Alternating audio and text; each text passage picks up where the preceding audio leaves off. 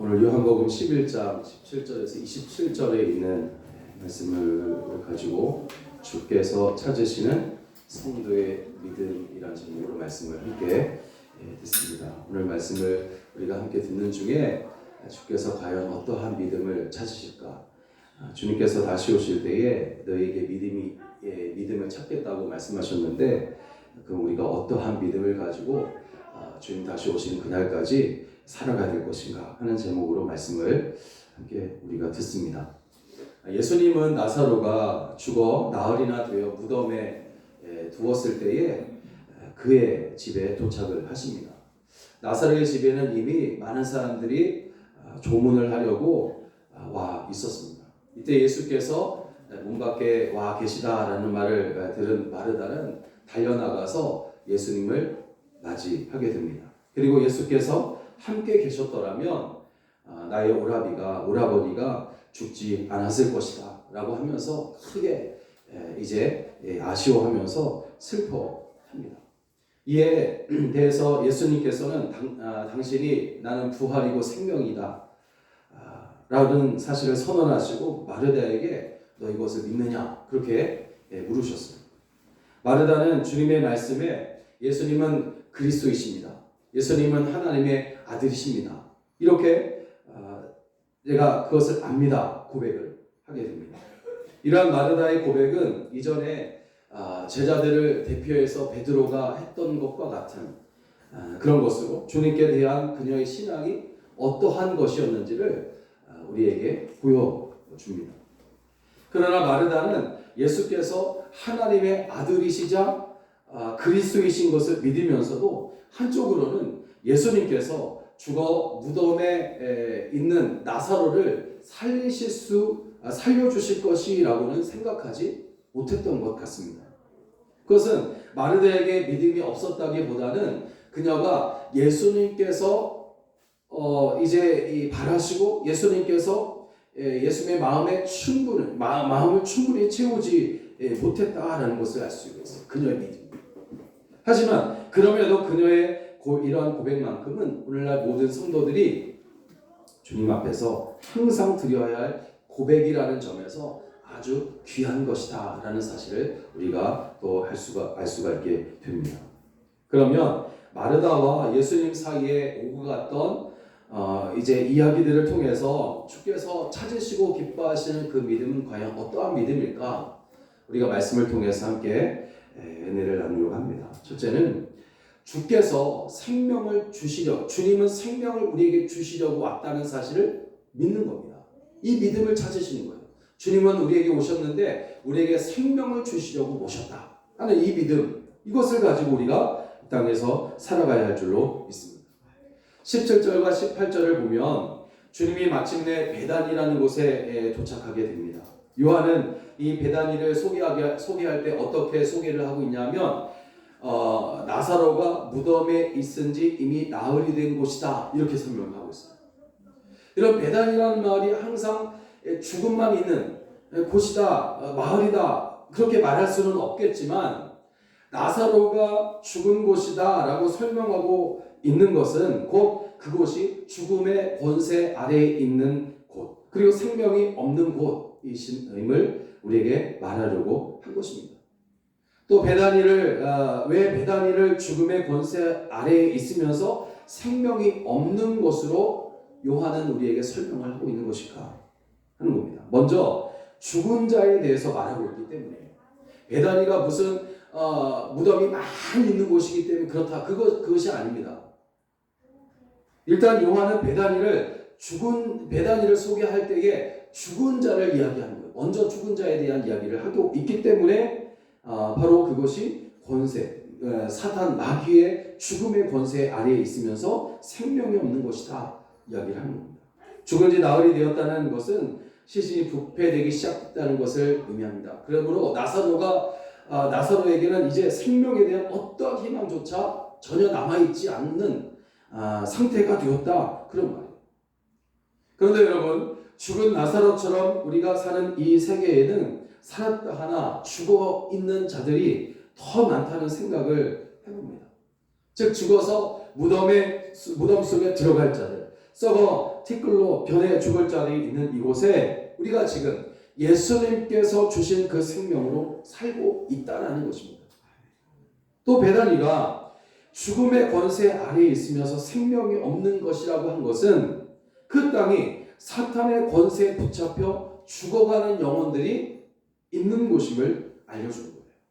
이게 무슨 말이냐면 특별히 요한은 18절에서 베다니가 예루살렘과 가까운 곳에 있다. 오리 정도 떨어져 있다. 그렇게 이제 알려주고 있어요. 실제로 예루살렘은 매우 가까운 거리에 있었기 때문에 하루 만에 오고 갈 수 있는 곳이 바로 예루살렘이었고 베다니였단 말이에요. 베다니와 예루살렘 사이가 가까웠어요. 그래서 이제 요한은 우리에게 베다니에게 이렇게 가까운 예루살렘에 있는 자들이 어떠한 사람인지를 알려주려고 한 것입니다. 가까운 곳 예루살렘에 사는 종교 지도자들은 이미 사탄의 종이 되어서 그 영혼이 죽어버린 자들이었단 말이에요. 타락한 종교와 인간의 타격 아래서 행하는 그들은 살았다 하지만 실상은 죽은 자들이었다 하는 것이에요. 주님은 바로 이렇게 하나님을 안다고 하면서 하나님의 생명은 관심조차 없는 그렇게 살아가는 죽은 자들이 있는 세상에 오셨다 하는 것입니다. 마지막으로 베다니는 죽음에 대한 무능한 자들이 있는 곳이기 때문에 생명도 소망도 없는 곳입니다. 죽은 나사로를 조문하려고 많은 사람들이 와 있었어요. 그들은 나사로의 죽음에 대해 슬퍼하며 말로 위로해 줄 수는 있었지만 나사로를 살릴 수 있는 능력은 없는 무능한 자들이었다는 거죠. 그리고 그들 또한 죽음에 점점 가까워 가고 있는 사람들이었습니다. 예수님은 마태복음 8장에서 제자 중 한 사람에게 죽은 자들이 그들의 죽은 자들을 장사하게 하고 너는 나를 따르라 이렇게 말씀하셨거든요. 제자들을 향해서. 그 영혼이 죽은 자들은 죽은 자들만 상대할 수 있지 살리는 이는 생명의 주님밖에 없다 하는 말씀인 줄로 믿습니다. 여러분 주님께서 오신 이 세계는 이처럼 죽음의 세계란 말이에요. 죽음의 세계였습니다.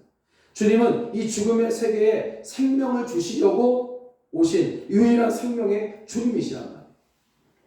그리스도가 오시지 않았다면 인류는 사탄의 죽음의 권세의 종이 돼서 영원히 살 수밖에 없었을 것입니다. 그러므로 유일한 생명의 수여자이신 예수 그리스도와 함께 정말 죽어가는 세상에서 죽음의 권세를 예수님의 생명으로 이기는 그런 성도로서의 삶을 살아가게 되시길 주의 이름으로 부탁을 드립니다.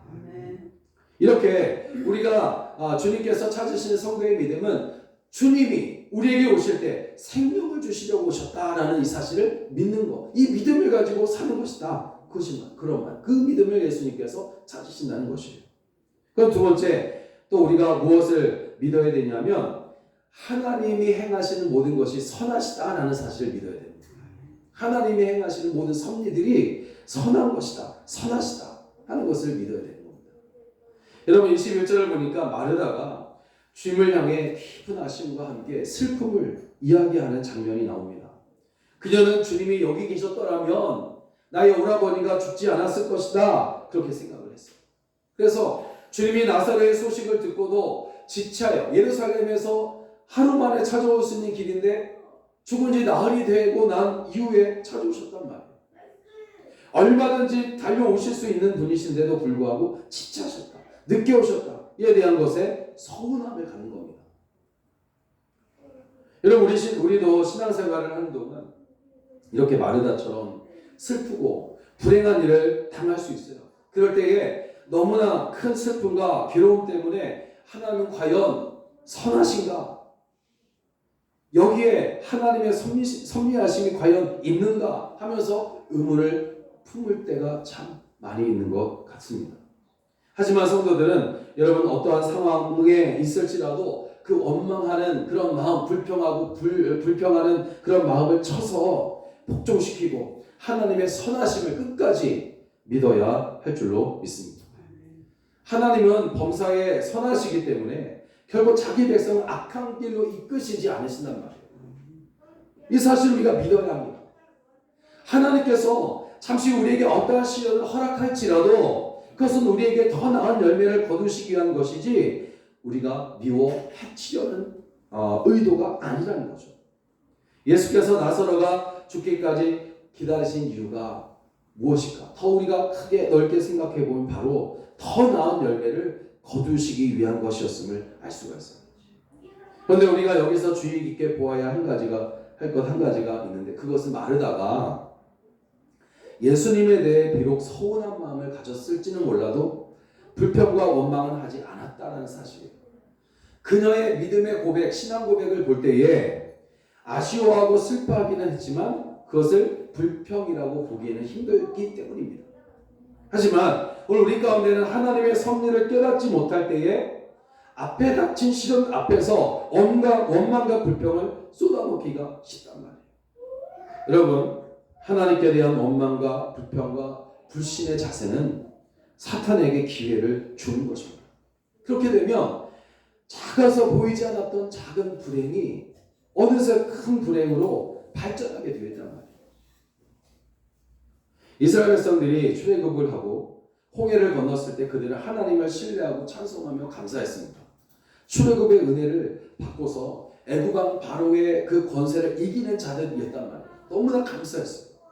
그러나 광야에서 불평 불만을 늘어놓게 되니까 결국 하나님의 징계로 그들이 다 죽고 말았단 말이에요. 그러나 반대로 불행 속에서도 하나님께 감사를 드리는 성도들은 하나님의 은혜와 권능을 불러일으키는 것을 보게 됩니다. 동방의 욥이라고 불렸던 욥은 어떻습니까? 대표적인 사람이죠. 극심한 시련 가운데서도 그가 사실 한참을 자신의 인생에 대해서 불행하다고 막 울부짖었거든요. 내가 태어난 날을 저주한다는 거죠. 하나님께서 나를 이 땅에 태어나게 하신 것을 저주한다는 거죠. 자기 자신이 태어난 것에 대해서 이건 저주다, 이건 불행한 일이다 하면서 막 한참 동안 자신의 인생에 대해서 난 불행한 사람이다, 그렇게 울부짖었어요. 그렇지만 그럼에도 그가 하나님을 끝까지 신뢰하게 되고 그 결과 하나님을 더 가까이에서 볼 수 있었다는 사실을 우리는 발견하게 됩니다.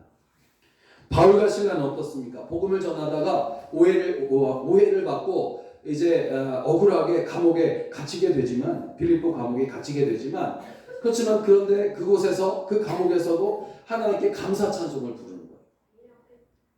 귀신을 쫓아내고 한 여인을 구원해 주신 것에 대한 감사를 했을 것이에요. 성경에 나와 있지 않지만 그들이 감사 찬송을 했다는 것을 보면 바로 전에 있었던 일에 대해 감사했을 것이에요. 아마 귀신 들려 정말 사람들에게 이제 시달림을 받던 한 여인에게서 귀신을 쫓아내고 그를 자유롭게 했던 이 사실에 대해서 하나님께 감사 찬송을 했을 것이에요. 감사 찬송을 부르다가 옥문이 열리고 간수를 믿음의 형제로 얻게 되는 그 은혜를 그들이 또 거기에서 얻게 되는 것을 보게 됩니다. 여러분, 시편 50편을 보니까 감사로 하나님께 제사를 드리며 지극히 높으신 자에게 내 소원을 갚으며 환난 날에 나를 부르라. 내가 너를 건지리니 내가 나를 영화롭게 하리로다. 여러분, 하나님께서 우리를 어디에서 건져내신다 하십니까? 바로 환난 날에 나를 부르리라, 이렇게 말씀하세요. 환난 날에 부르리라, 이 말은 무슨 말입니까? 우리가 지금 환난 속에 있다는 것을 말하는 거예요. 환난 속에 있어요. 그러나 하나님은 우리가 환난 속에 있을 때에 그 환난 속에 그대로 내버려 두지 않으시고 기도하며 하나님 앞에 예배드리고 간구하고 부르짖을 때에 그곳에서 나를 건지시는데, 건지심으로 인해서 우리를 영화롭게 하신다. 다시 말하면 우리를 더 아름답게, 더 멋지게, 훌륭하게 그렇게 만드신다 하는 약속의 말씀. 원망과 불평은 사탄의 역사를 불러오고, 그럼에도 감사하는 일은 하나님의 권능과 은혜의 역사를 불러오는 줄로 믿습니다. 이 사실을 기억하고 어떤 어려운 처지에서도 불평과 원망을 딱 그치고 하나님께 감사의 제사를 올려드리는 그런 성도가 되시기를 바랍니다. 힘든 일을 만났을 때에 잠깐 불평도 하고 원망도 할 수 있어요. 우리가 흔히 말하는, 자주 말하는 인간이니 어쩔 수 없는 거 아닙니까? 불평도 할 수 있습니다. 원망도 할 수 있어요. 동방의 욥이 항상 믿음을 가지고 하나님을 신뢰하고 항상 어려움 속에서 감사한 것은 아니거든요. 성경을 우리가 자세히 보면 욥은 엄청난 불평을 늘어놓습니다. 그럼에도 불구하고 그가 하나님의 손을 놓지 않는 거예요. 그것이 중요한 겁니다. 힘든 일을 만났을 때 잠깐 불평도 하고 원망도 하고 또 불행하다고 그렇게 느낄 수도 있습니다. 그렇지만 그런 자리에서 우리가 속히 돌이켜 하나님의 선하시고 의로운 섭리 행하심을 끝까지 신뢰하게 될 때에 하나님께서 그 신뢰하는 믿음을 찾으시고 기뻐하시는 줄로 믿습니다. 또 마지막으로 주께서 우리 성도들에게 찾는 믿음은 어떤 것이냐면 생명이신 주님과 함께 언제나 살아가고 있는 믿음, 살아가고 있다는 사실을 믿는 믿음, 이것을 찾으시는 거예요. 21절에서 27절을 쭉 보게 되면 베다니에 오신 예수님과 예수님을 만나러 나온 마르다 사이의 대화 내용이 쭉 기록되어 있는데, 이러한 대화를 통해서 우리는 마르다의 신앙이 어떠한 것인지를 알 수가 있다고, 짐작할 수 있다고 말씀드렸어요. 먼저 21절을 보면 마르다는 주님께서 베다니에 계시지 아니함으로 인해 오라버니가 죽었습니다. 그렇게 말해요. 이것은 여러분, 그녀가 주님께, 사실 이것은 어떻게 우리가 생각해 보면 그녀가 주님께 죽어가는 자도 살리는 능력이 있다는 믿음을 가졌다는 것을 말해주는 거예요. 죽어가는 자들, 다시 말하면 살 가능성이 없는 사람이라도 그러나 생명이 조금이라도 붙어 있으면 주님께서 살리실 것이다, 살린다 하는 이런 능력, 주님께서 그런 능력이 있음을 마르다는 믿었단 말이에요. 또 22절에서 이제라도 주께서 하나님께 구하는 것은 무엇이든지 하나님이 주실 줄 믿는다, 그렇게 말하고 있습니다. 또 27절 보니까 마지막 날에 부활도 믿었고 주께서 그리스도시요 하나님의 아들인 것도 믿는다고 그래요. 여러분, 이러한 마르다의 고백을 우리가 들어보면 어떤 마음이 듭니까?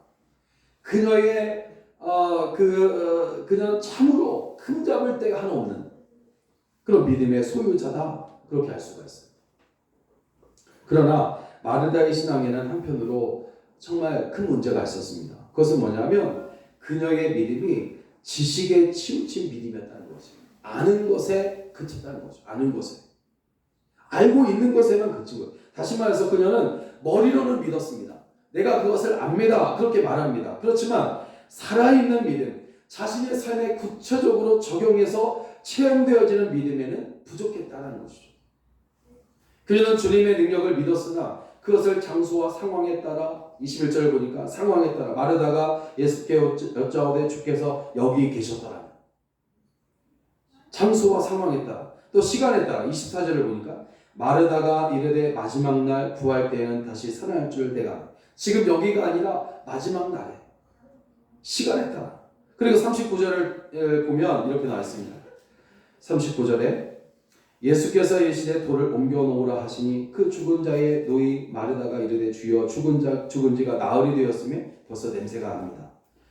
인간의 어떤 이성과 상식에 따라 제한하여 믿었다는 거죠. 제한하여 믿었다는 거예요. 이것은 그냥 머리로만 아는 거예요.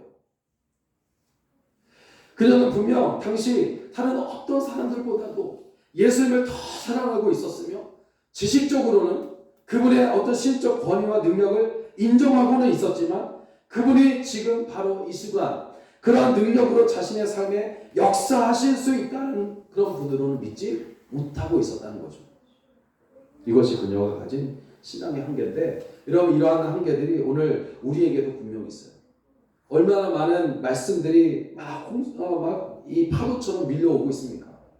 얼마나 많은 말씀들이 막 나오고 있냐는 말이에요. 그래서 성도들의 하나님의 말씀을 아는 그 지식은 막 풍성해지고 많아지고 커지고 그렇단 말이에요. 그럼에도 불구하고 역사가 일어나지 않고 능력이 일어나지 않는 이유가 뭐겠습니까? 그것은 아는 것으로만 멈춰져 있기 때문에, 삶 속에서 정말 주님의 선하심을 닮아 선한 삶을 살지 못하고 있고 주님의 온유함과 그 겸손함을 따라 닮아 살아가지 못하고 있기 때문입니다. 이것이 바로 마르다가 가진 신앙의 한계요, 오늘날 정말 많은 신앙인들의 그 신앙의 한계인 것을 우리가 인정하지 않을 수 없는 겁니다. 오늘 주님이 원하시면 언제 어디서나 어떤 상황 가운데서도 역사하실 수 있다는 사실을 우리가 믿지 못하면 그 신앙은 생명력이 결여되어 화석화되어 버리고 말 것입니다. 오늘 우리 역시 마르다처럼 그리스도에 관해 알고는 있지만 현실에 딱 부딪히게 되면 그 믿음이 화석화되어 버리고 말. 우리 이렇게 화석화되어서 움직이지 못하는 신앙을 깨어버려야 합니다. 우리는 어떤 상황, 어떤 환경에서도 주님께서 우리에게 생명 주시고 살게 하시는 분으로 그런 사실을 결코 잊어서는 안 될 것입니다. 25절을 보면 주님은 마르다를 향해 당신을 믿는 자는 죽어도 살 것이다. 그렇게 말씀하셨어요.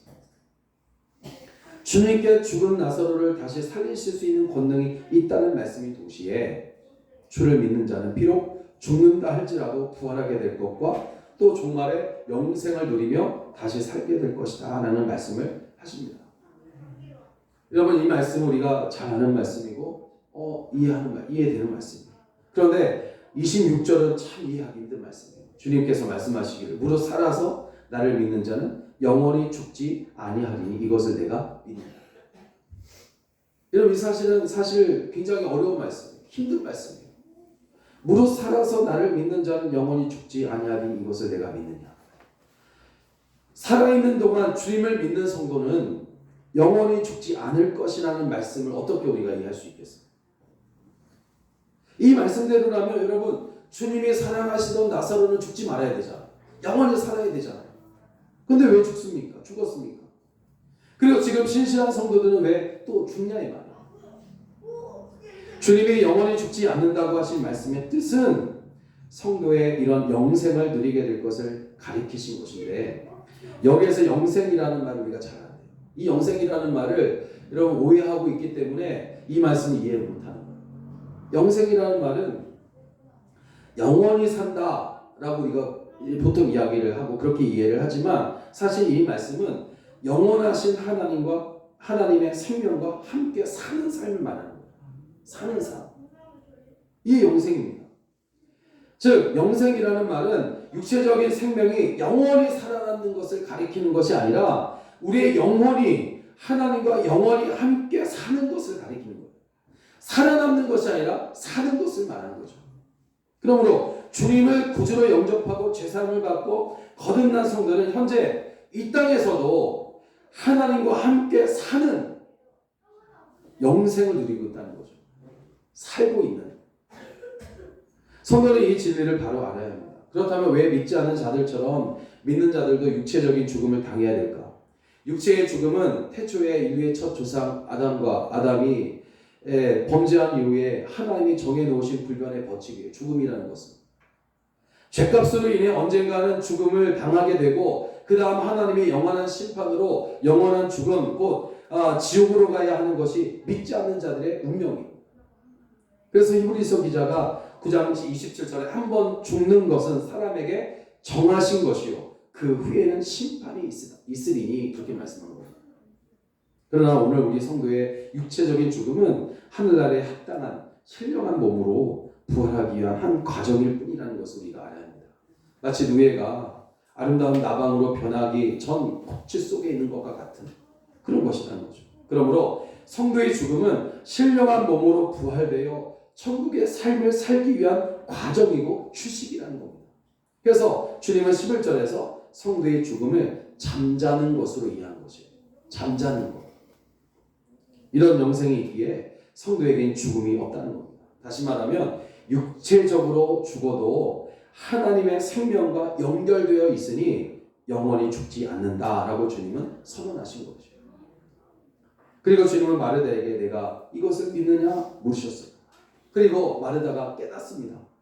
이 진리를 깨닫고 내가 믿나이다 그렇게 고백을 해요. 여러분, 영생은 구주 되신 그리스도의 생명 권능과 그 언약을 믿음으로 얻는 것이 영생입니다. 이 사실을 믿는다면 영원히 죽음을 보지 않고 영생을 누리는 성도들이 될 줄로 믿습니다. 주님은 나사로를 살리시고자 왔습니다. 나사로를 살리시고자 오셨어요.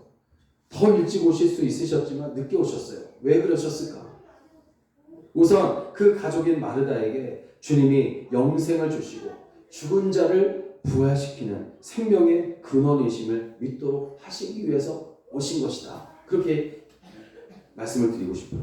이처럼 주님은 우선 죽은 것을 살리시는 것과 같은 권능을 행하시기 전에 당신의 권능과 언약을 믿을 것을 우리에게 요구하신 겁니다.